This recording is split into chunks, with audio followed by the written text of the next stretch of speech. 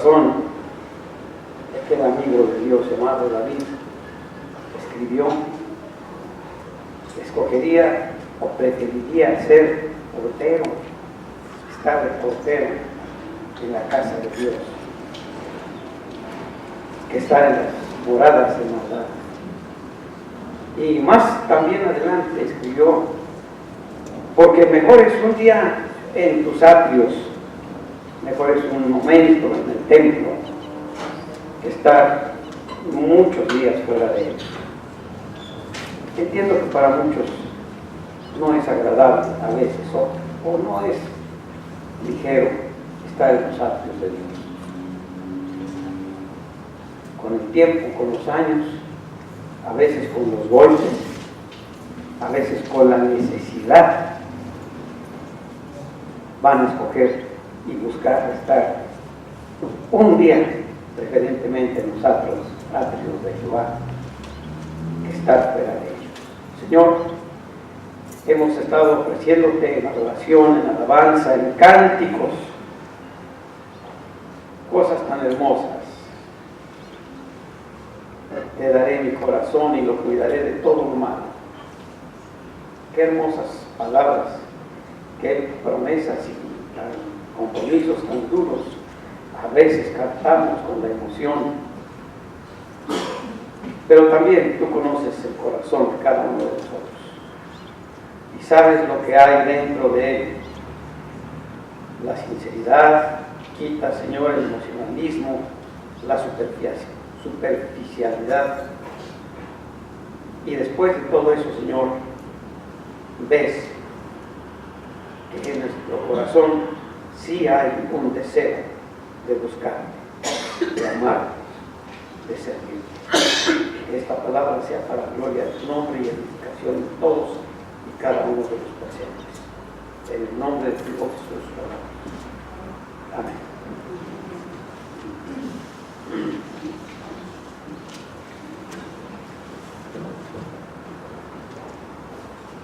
El capítulo que leímos, esta lectura bíblica que leímos finalmente de Romanos, Romanos capítulo 12, tiene o inicia con una frase que dice: por lo tanto, hermanos. Esto nos indica que es importante que los que están leyendo esta palabra veamos qué es lo que dijo antes. Por lo tanto, ¿qué dijo antes? Si dice por lo tanto. Me fui a leer también eso que dijo, a ver qué es lo que dijo antes. Y pues la verdad, me encontré con un mensaje que no esperaba, pero que de alguna manera cuando uno va a predicar la palabra, bueno, es mi caso, me inclino por el título del mensaje o me inclino por el pasaje y la palabra para ver qué es lo que me dice. Y oh sorpresa, que muchas de las veces lo que ni siquiera estaba en el texto bíblico, sino en otro texto bíblico, viene a ser el mensaje. Tal es el caso para mí. Encontrarán en sus boletines, copiándole a mi hermano Tomás Kelly algo muy positivo, una hoja que es como esto que acabo de decir, una lectura que nos dice antes de Romanos 8, de Romanos 12, por lo tanto, hermanos, y vamos a ver ahí sentados como están. Leemos juntos Romanos 11, del 17 al 23. ¿Ya encontraron su hojita? Ya lo encontraron. Está esto, como dijo Tom también, en la versión del lenguaje de la Biblia, de la traducción internacional, de la versión internacional, y dice, juntos: ahora bien, es verdad que algunas de las ramas han sido desgajadas, y que tú, siendo del olivo silvestre, has sido injertado entre las otras ramas. Ahora participas de la savia nutritiva de la raíz del origen. Sin embargo, no te vayas a creer mejor que las ramas originales. Y si te jactas de ello, ten en cuenta que no eres tú quien nutre a la raíz, sino que es la raíz la que te nutre a ti. Tal vez dirás, desgajaron unas ramas para que yo fuera injertado. ¿De acuerdo? Pero ellas fueron desgajadas por su falta de fe, y tú por la fe te mantienes firme. Así que no seas arrogante, sino temeroso, porque si Dios no tuvo miramientos con las ramas originales, tampoco los tendrá contigo. Por tanto, considera la bondad y la severidad de Dios. Severidad hacia los que cayeron y bondad hacia ti. Pero si no te mantienes en su bondad, tú también serás desgajado. Y si ellos dejan de ser incrédulos, serán injertados, porque Dios tiene poder para injertarlos en ellos. La historia de la iglesia cristiana desde sus inicios ha sido harto difícil, harto complicado. Algunos enemigos de la fe se han ido a estudiar mucho de esta historia de la formación de la iglesia para buscar coyunturas y criticar, buscar algo que puedan encontrar como fallas, desviaciones. Porque efectivamente la iglesia cristiana desde sus inicios ha sido muy complicada. Partiendo de la base que los primeros cristianos, es decir, los primeros seres humanos que creyeron en Cristo, eran en su gran mayoría, ¿qué cosa? Judíos. Hombres orgullosos de su tradición, muy orgullosos de su historia, conocedores de la misma, de la historia, conocedores de la tradición, en muchos casos conocedores de la palabra, del Antiguo Testamento, de la ley. Habían sido enseñados como por siglos ha sido la tradición en sus hogares, en sus sinagogas o templos, y sus creencias religiosas y tradiciones eran fuertemente practicadas desde niños. Bueno, hasta la fecha todavía hay una fuerte tradición y fuerte enseñanza entre los judíos de religión. Vuelvo a mencionar, como algunas veces lo he dicho en este púlpito, acuérdense que judíos son aquellos israelitas que toman la religión judía. Muchos que creemos son judíos que viven allá en Israel, para vergüenza del pueblo de Israel, lo digo, o para vergüenza del pueblo judío más bien, ya no son judíos, no creen ni siquiera en Dios. Muchos de ellos han dejado su religión, y esos son israelitas. Me recuerdo de un joven, se casó con un amigo mío, la hija de un amigo mío, y se jactaba mucho de que él era israelita. Y yo cometí el atrevimiento de decir, entonces, ¿cuándo llegaste aquí? Y empecé a platicar y dije, entonces tú eres judío. Dijo, no soy judío, soy israelita. Como un ejemplo para mostrar que a veces nosotros nos confundimos y que la formación de la iglesia cristiana desde sus inicios ha pasado por tiempos difíciles, porque los primeros que creyeron en Cristo fueron judíos, o un gran número de ellos. Los judíos creían en Dios, creen hasta la fecha en Dios, en Jehová, y para ellos creer en Jehová Dios Por lo mismo que acabo de decir de sus enseñanzas milenarias y tradiciones, no era problema. Leer el Talmud, ir a la sinagoga, oír las grandezas de un rey David, de sus patriarcas Abraham, Isaac, Jacob, era motivo de grandeza y orgullo. No era problema para ellos, pero creer y aceptar a un Jesucristo, a un Jesús que se dijo el Cristo, el Mesías, el Hijo de Dios viviente, sí fue un gran problema. También hasta la fecha sigue siendo un gran problema. ¿Recuerdan hace algunas semanas que gracias a Dios prediqué también aquí, los que vinieron? Hablamos de un gran judío, Nicodemo, fariseo, seguidor y cumplidor de la ley, exigente, deseoso de conocer más de Dios y de saber la verdad, y se acercó a Jesús. No voy a repetir el sermón. Y le preguntó en la noche, fue a buscarlo y le preguntó: ¿eres tú el Cristo, el que había de venir? Esperaremos a otro, porque pues vemos que Dios está contigo. Porque si Dios no estuviera contigo, no podrías hacer las obras, los milagros que tú haces. Un ejemplo clásico, típico de lo que estoy diciendo.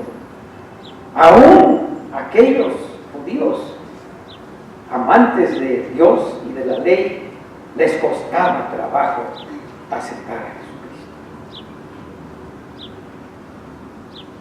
Este conflicto se acrecenta, se vuelve más y más grande cuando el Evangelio prende y es predicado primero sí a los judíos, Jerusalén, Judea, Samaria, y empiezan a conocer muchos que se llamaban en el mundo antiguo, que todavía así los llaman algunos, gentiles.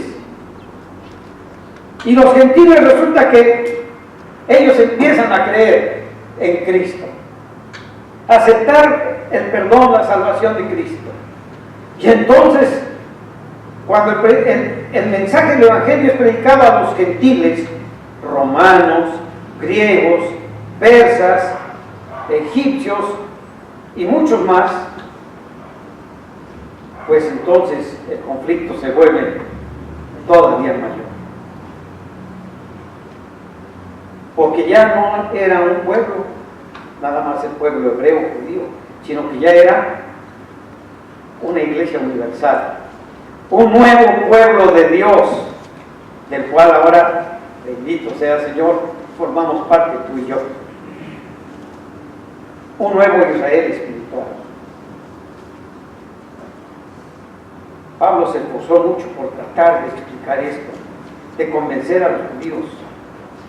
En todas sus cartas, y muy especialmente en la carta a los romanos, enseñó insistentemente que en Cristo Jesús ya no hay gentiles ni judíos, griegos o estos, ni esclavos ni libres, sino que ahora todos son un pueblo de Dios, y que la salvación de Dios para el hombre, judíos o gentiles, no era por obras, no era por cumplimiento de la ley, no era por rituales, sino que era por gracia, una gracia, un favor no merecido de Dios para el hombre, cuando el hombre tiene fe, cuando hay fe en el hombre para aceptar esa gracia.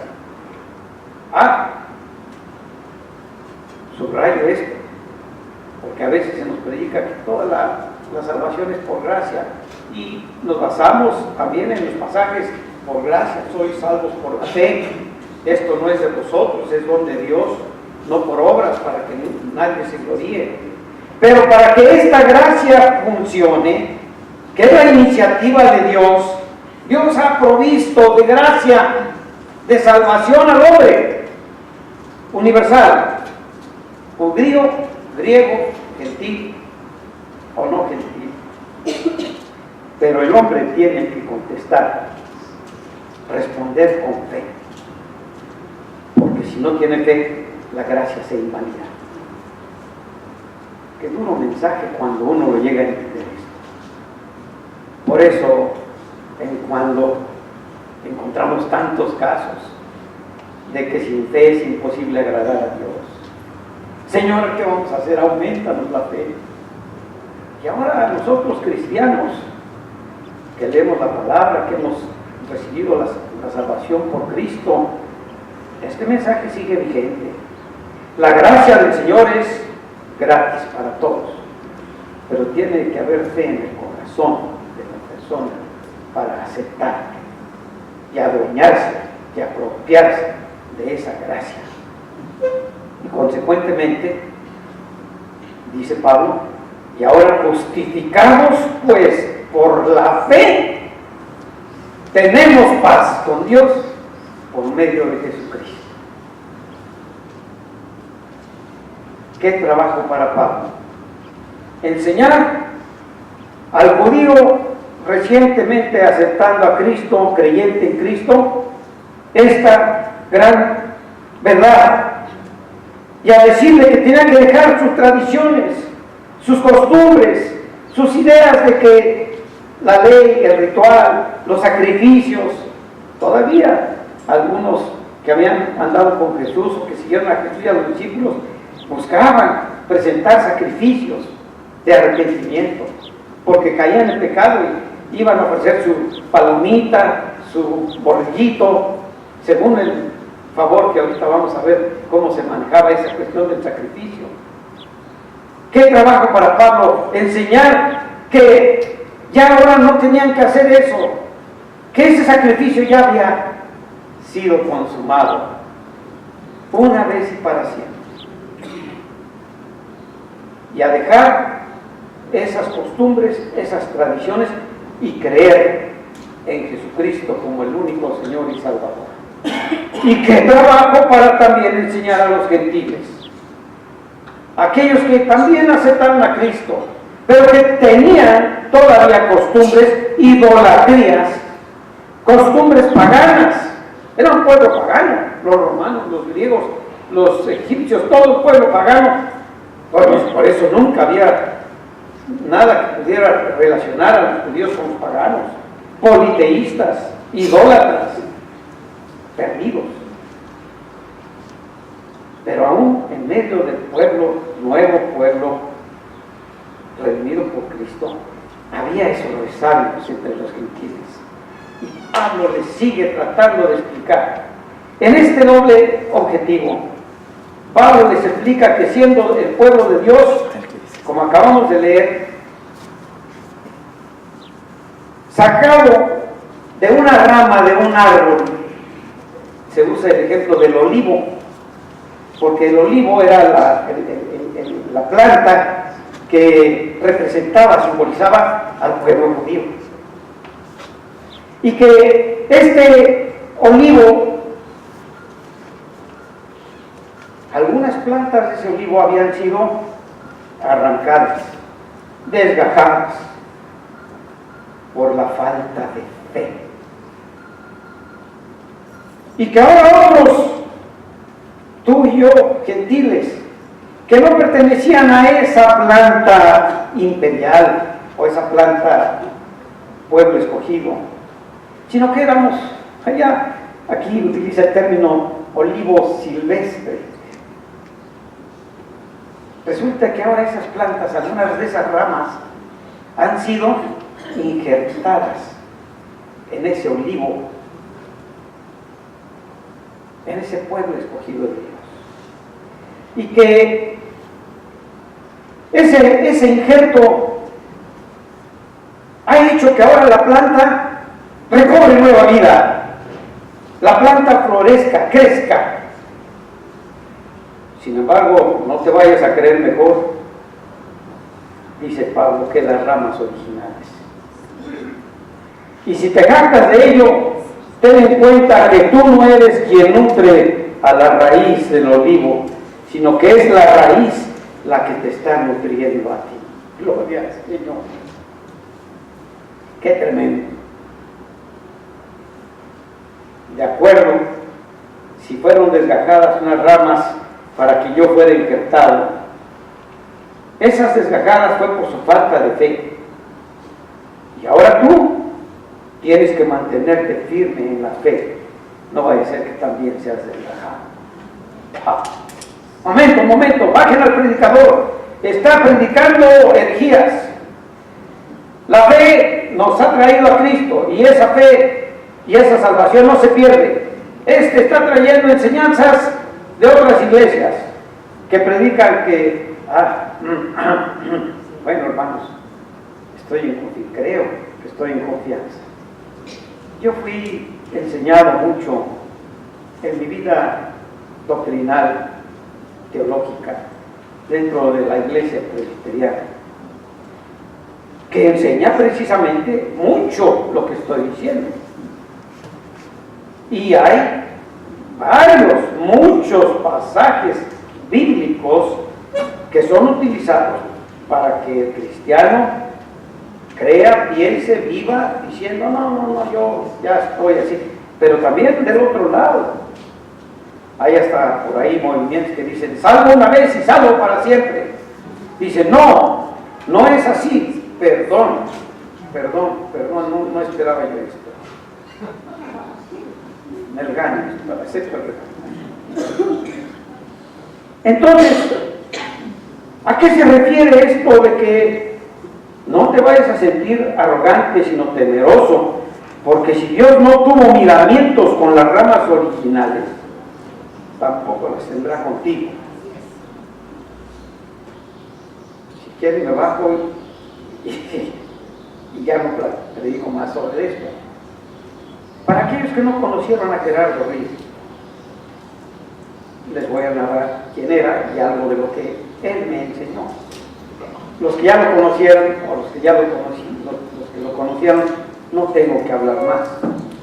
Pero digo esto porque yo dije que fui enseñado, educado, formado mucho en mi vida teológica, doctrinal, dentro de la iglesia presbiteriana, lo cual no reniego, al contrario, bendigo a Dios. Una riqueza grande, una bendición que hasta ahorita sigo teniendo. Y cuando Gerardo Riz, que fue un misionero de los primeros que llegaron a esta iglesia, un buen hombre, un cristiano entregado, y un hombre que verdaderamente no tan solo amaba al Señor de todo corazón, sino que buscaba servirle de verdad, con su vida, con sus actos, con su ministerio. Quienes lo conocieron saben de qué estoy hablando. Él me dio el discipulado. Y cuando llegamos a este tema, bueno, pero espérame, Gerardo, tú sabes que yo tengo otros presbiterianos. Y acá, mira, yo te digo que dice la palabra, que aquello, que aquello. Cuando yo lo traté, dije que debo parvear con mis teorías de que la salvación, que todo, me dijo, mira, Agustín, bueno, pero tú, a ver tú, dime, ¿qué crees? ¿Cómo piensas? ¿Qué vives? Y él me dijo, Agustín, así como hay dudas en tu corazón, ahorita pregúntales, también las hay en el mío, no de este tema, de varios, pero les voy a decir algo. Yo creo que el Señor, su salvación y su gracia es grande, que me ha perdonado mis pecados para siempre. Pero este perdón y esta salvación la amo tanto, la aprecio tanto como algo, como una joya, que la tengo en mí, que Dios me la ha dado gratis. Y la quiero guardar en lo más recóndito de mi vida. No vaya a ser que un día pierda yo esa joya, y qué desgracia sería para mi vida. No me dijo más. No me dijo, estás equivocado. No argumentó, no cuestionó, pero me dejó clavada una banderilla. Hoy, si te mantienes en su bondad, si tú no te mantienes en la bondad de Dios, en la fe de Dios, tú puedes llegar a ser desgajado. Como lo fue fueron algunos de aquellos que no quisieron tener fe, siendo pueblo escogido de Dios. Y si ellos algún día dejan de ser incrédulos, llegan a creer, serán injertados nuevamente, porque Dios tiene poder para injertarlos de nuevo. Y entonces será el cumplimiento de los tiempos y de las promesas y de la bendición de Dios, de ver que su pueblo escogido regresa con fe, arrepentido, a aceptar la salvación en Jesucristo.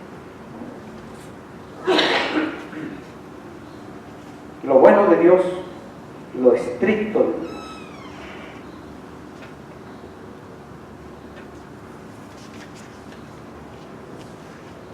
Al final de este capítulo 11 y en la hojita que les dimos, hay una doxología. También les voy a pedir que la leamos. Está al final de este capítulo 11. Ya la encontraron. Juntos leemos y dice: qué profundas son las riquezas de la sabiduría y del conocimiento de Dios. Qué indescifrables sus juicios e impenetrables sus caminos. ¿Quién ha conocido la mente del Señor? ¿O quién ha sido su consejero? ¿Quién le ha dado primero a Dios para que luego Dios le pague? Porque todas las cosas proceden de Él y existen por Él y para Él. A Él sea la gloria por siempre. Amén. ¿Cree que ya se acabó el sermón? Pues no. Capítulo 12, que es el que me pusieron como texto del sermón. Ahora sí, voy a poner capítulo 12. Ya lo leímos, pero ahorita vamos a leer nada más algunos, aunque se quede proyectado todo el pasaje. ¿Listos? Todavía no, porque la hermana estaba entrada en el mensaje también. Dice: así que, hermanos, ¿no? ¿Ya les empieza? Todos vamos a ver. Así que, hermanos,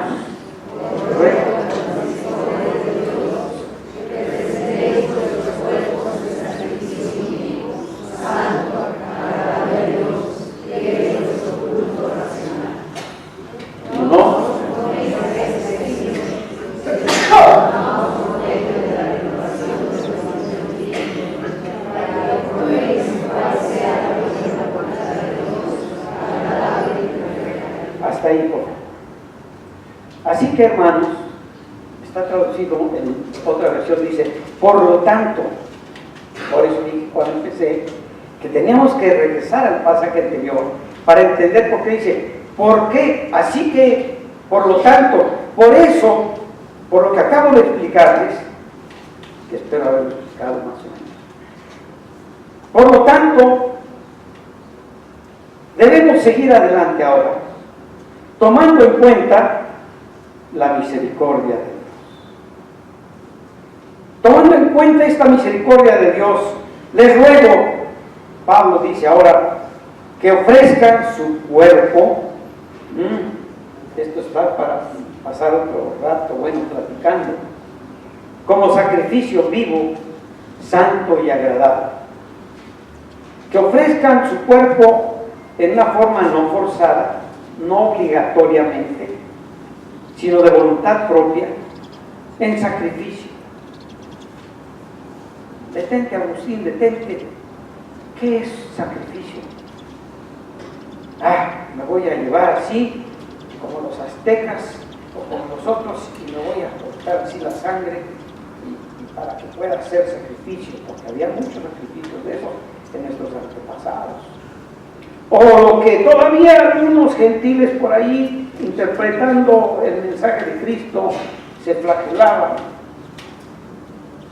con látigos, con cosas para flagelar el cuerpo y ofrecer su sangre y su dolor el sacrificio. ¿Qué es un sacrificio? Encontré 3 acepciones. Un sacrificio es una ofrenda que se da a una deidad. Los aztecas lo hacían a una deidad según ellos. Algunos monjes lo hacían en una deidad, pensando en Dios. En señal de adoración. Con eso flagelaban para reconocer a esa deidad como una adoración. También se daba como una ofrenda, un sacrificio para obtener un perdón, para ser como una expiación por un pecado, por una falta, por un error. Y esta es la historia que ya conocemos de la humanidad, no de ustedes, yo de ustedes no conozco su vida, la mía un poco. Voy, caigo, peco y vengo a ofrecer mi expiación por los pecados que cometí. Y ese es un sacrificio, y el sacrificio era, a veces, como dije, todavía los judíos practican mucho esta cuestión de la expiación. Ya no hacen quizá los sacrificios así de becerros y de machos cabríos, pero tienen sus sustitutos equivalentes para poder cumplir con la tradición, como el caso, paréntesis también, que se nos ha enseñado de cuánto en la Biblia hablaba de que cuando el hombre está arrepentido y está triste porque ha caído en pecado, se sentaban en ceniza, en silicio, se ponían en ayuno y se ponían todos tiznados de ceniza para que la gente los viera. Mira, Agustín está sentado en silicio, está haciendo un sacrificio de perdón. Eso, cuando dejó de pasar, lo sustituyeron los judíos más modernitos y ponían aquí un pedazo de costal con un clic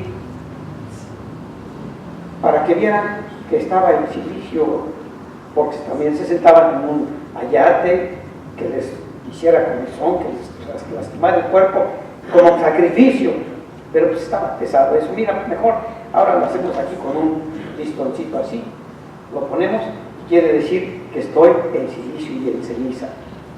Una tradición, la voy a cumplir, y es un sacrificio.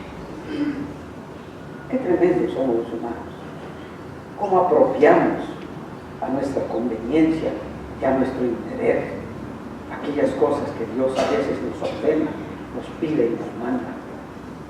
Por eso el sacrificio a veces que se somete o se presenta como ofrenda, a veces como expiación, pero encontré una excepción interesante. Dice que un sacrificio es un esfuerzo o un trabajo pesado que hace el ser humano para alguien o para algo. Me acordé cuántas mamás hay aquí que cuando se enojan con el hijo le dicen: y tú no agradeces tanto sacrificio que he hecho por ti. Todos mis sacrificios han sido en balde. Es común en las telenovelas esta frase: el sacrificio por los hijos. Y es una madre, bla, bla, bla, pero sacrificada por sus hijos. Y finalmente un sacrificio es un acto de abnegación inspirado por el amor. Esto debería de ser lo que dijo a la mamá, ¿verdad? He hecho un sacrificio, es un acto de abnegación por ti, mi hijo, mi hija, porque siento amor por ti. Pero lo hago sin reproche, lo hago sin pretender cobrar, y es un sacrificio para no obtener de ti algo, sino porque es un acto de amor de mí para contigo. El que a su propio hijo no se reservó, antes le entregó por todos nosotros. Y ese amor y esa abnegación, ese sacrificio verdadero de Jesús, que fue como cordero llevado al matadero, como oveja delante de los que le trasquilaban, enmudeció y no abrió su boca. Ese es un sacrificio. sacrificio de amor, de abnegación por amor, para mí y para ti. Ese es un sacrificio. Por lo tanto, les pido, hermanos, por la misericordia, que echen mano ahora tomando en cuenta la misericordia de Dios, que presenten sus cuerpos en un sacrificio, en un acto de amor, de abnegación, que sea vivo, que sea agradable, que sea salvo. Y no se conformen a este siglo. Hay muchos momentos en la vida del ser humano, del cristiano, en que protestamos de todo. Protestamos, nos inconformamos ya dije que los hijos no reaccionan bien, no siguen nuestro ejemplo, borro eso, no siguen nuestros consejos, eso sí, el ejemplo, quién sabe, no siguen nuestros consejos, no hacen lo que les decimos, y nos sentimos que somos abusados por el esposo, por la esposa, ya estamos hartos de ella, ya estamos hartos de él, en vano tanto sacrificio. O el otro dice, de nada ha servido mi esfuerzo, y dice, mire, y así fue como acabó, y así es como paga, y así es como esto. Protestamos hasta de la iglesia. Creemos que sacan provecho de nosotros. El sacrificio de Cristo, como dije, ¿de quién sacó provecho? El verdadero sacrificio del que nos pide el apóstol Pablo al presentar nuestros cuerpos, y vuelvo a subrayar la palabra cuerpo, porque hay una razón por la cual Pablo habla de presentar el cuerpo. Porque a veces queremos presentar no precisamente nuestro cuerpo, sino nuestros pensamientos, que son buenas intenciones. Y dice también un refrán, hablando de refranes, de buenas intenciones están llenos los infiernos. Cuando habla de presentar nuestros cuerpos es porque con el cuerpo es con el que operamos el pecado, la maldad, el abuso. Cualquiera que este sea llamado pecado, el cuerpo es una de las herramientas, la herramienta principal que se utiliza para caer en pecado, para transgredir, para ofender. El apóstol Pablo dice que no pensemos así. Se amolden, les ruego que no se adapten a este mundo, sino que cambien, porque sean transformados, porque para poder actuar bien en su cuerpo, su mente tiene que pensar diferente. Y para que su mente piense diferente, tienen que cambiar su forma de pensar. Es muy duro para la iglesia moderna y para mí en lo personal creer que soy inteligente, que sé mucho, que he estudiado, que conozco, que nadie me va a enseñar, que ya todo lo sé o casi todo lo sé, y que en cuestiones hasta de fe, ¿qué me va a decir el hermano? ¿Qué me va a decir Gerardo Rodríguez? ¿Qué me va a decir el hermano Miguelito? Porque mi mente está contaminada, está ensoberbecida. Y si la mente no está clara, el cuerpo actuará de acuerdo a la claridad o a la oscuridad de la mente. Lo que es peor, en el huerto del Edén, cuando el hombre cayó en el pecado de desobediencia, su cuerpo perdió la inmortalidad. Ahora tenía que morir. Su cuerpo fue objeto de enfermedades, de debilidades, de muchas caídas. Pero lo que es peor, su mente se entenebreció. Perdió la claridad. Y lo más grave es, ya no llegó a comprender cuál era la buena voluntad de Dios para su vida. Y es que cuando caemos en pecado, cuando fallamos ante el Señor, el pecado toca, contamina, afecta todas y cada una de las partes de nuestro ser, empezando por la mente, y después reproduciéndolo a través del cuerpo. Por eso necesitamos ser transformados y así poder comprender con claridad cuál es la buena voluntad voluntad de Dios para mi vida. Señor, es que tú sabes que necesito, es que estoy así, es que no tengo trabajo, es que necesito sanidad, es que estoy solo, es que el Señor sabe de todas las cosas que tenemos necesidad. Tenemos que saber y creer y depender, y no porque en el momento de prueba de tantas cosas que hemos cantado hoy, hermosas, que nos muestran que nuestra fe y confianza no debe de bajar, debe de estar en el Señor. Sin embargo, nuestra mente nos traiciona, porque no hay claridad. Les ruego por la misericordia de Dios que presenten su cuerpo, su mente, en sacrificio vivo, que sean transformadas sus mentes.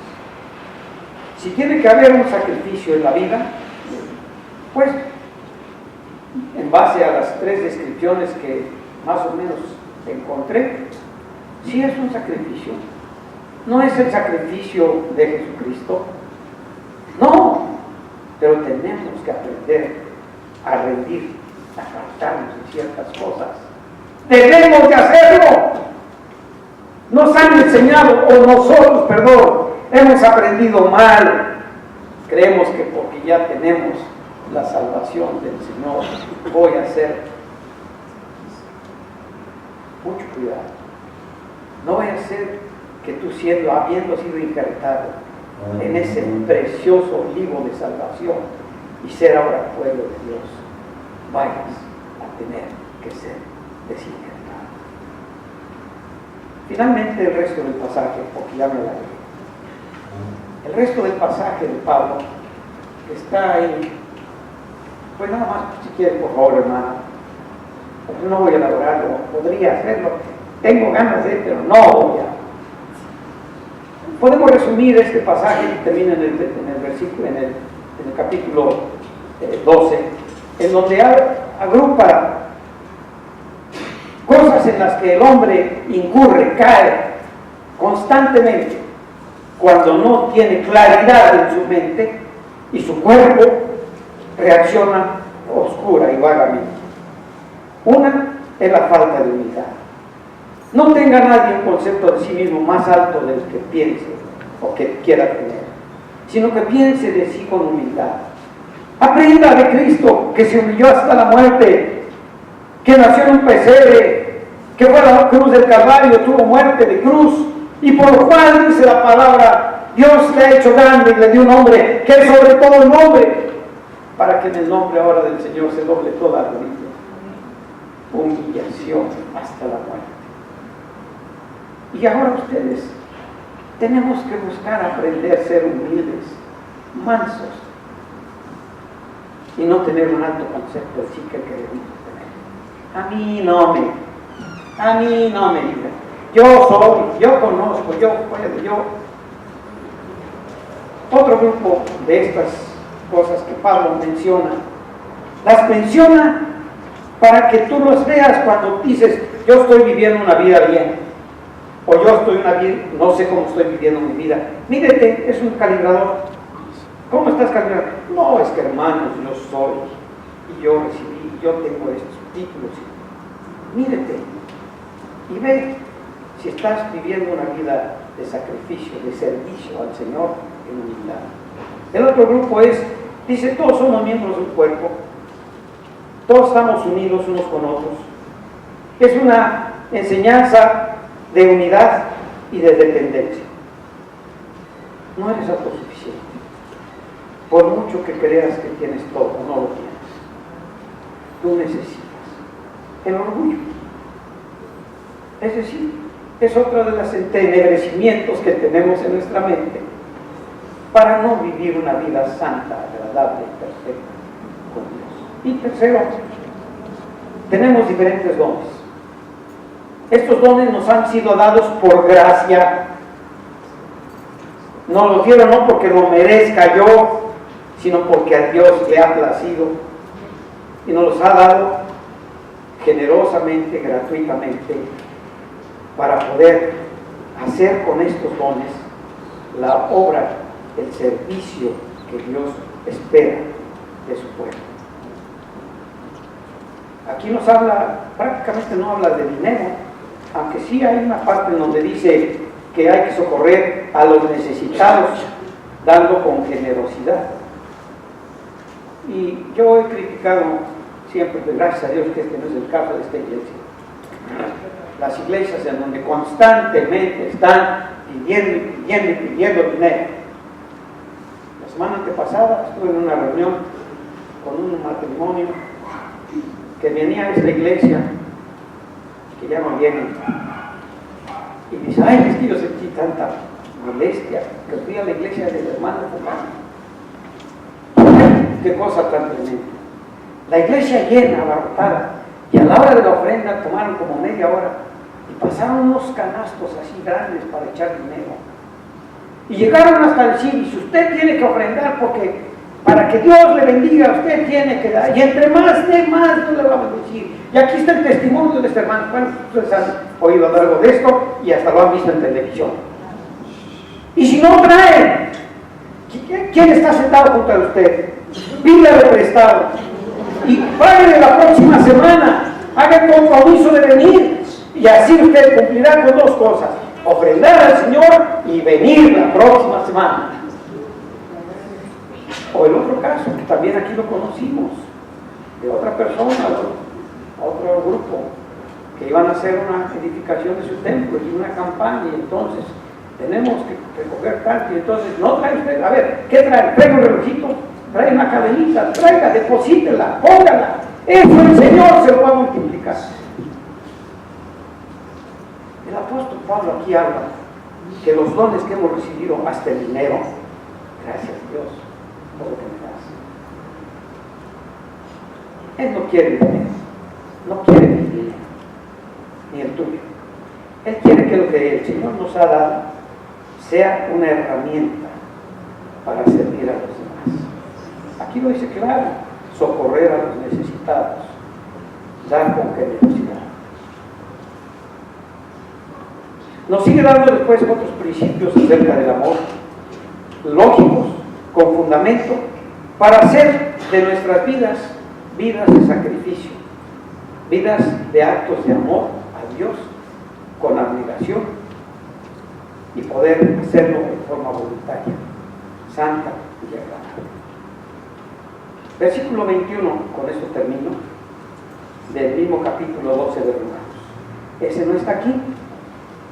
Si ustedes no tienen en sus Biblias, les vuelvo a decir que muchos nos hemos acostumbrado a ya no traer Biblias, porque aquí se pone todo en la pantalla, cosa que no es correcta. Romanos 12, versículo 21. ¿Quieren ustedes leerlo en la versión que tengan? ¿Cómo dice, por favor?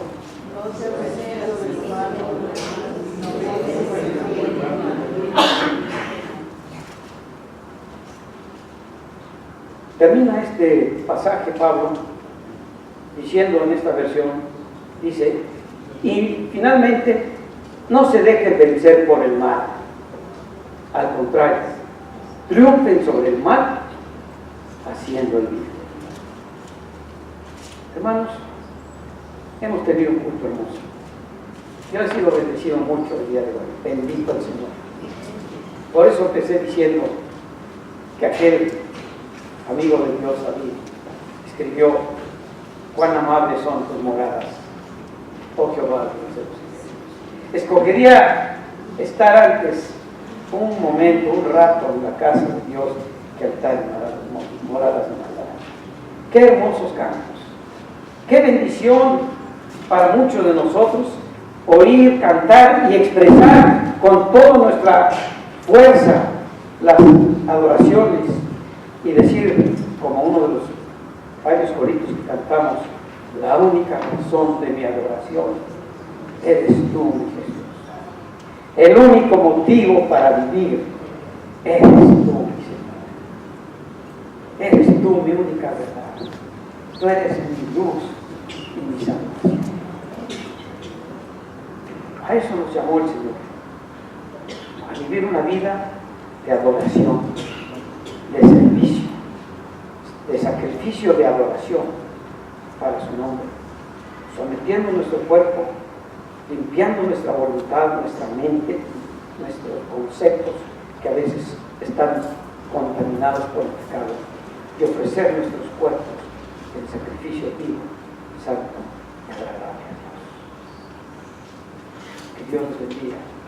Que el deseo de su corazón sea estar en la casa de Dios, aunque se dañe el culto, porque aquí habrá bendición y no habrá vacíos.